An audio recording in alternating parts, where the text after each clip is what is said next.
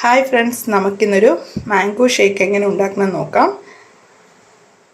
അപ്പോൾ മാങ്ങ കട്ട് ചെയ്തെടുത്തിട്ടുണ്ട്. നമുക്കിനി മിക്സിയുടെ ജാറിലോട്ട് ആക്കി കൊടുക്കാം. എന്നിട്ട് നന്നായിട്ട് അരച്ചെടുക്കാം. അപ്പോൾ നമുക്കിനി ഇത് മിക്സിയുടെ ജാറിലോട്ട് ആക്കി കൊടുക്കാവേ.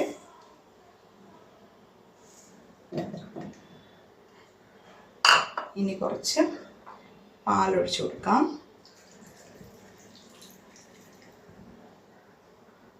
ഇനി കുറച്ച് പഞ്ചസാര ഇട്ട് കൊടുക്കും. പിടിച്ച് വിട്ടാൽ മതി, പിന്നെ മധുരമുണ്ട്. അപ്പോൾ ഇതിനി നമുക്ക് നന്നായിട്ടൊന്ന് അരച്ചെടുക്കാം. അപ്പോൾ അരച്ചെടുത്തിട്ടുണ്ട്. നമുക്കിനി ഗ്ലാസ്സിലോട്ട് ഒഴിച്ചു കൊടുക്കാം.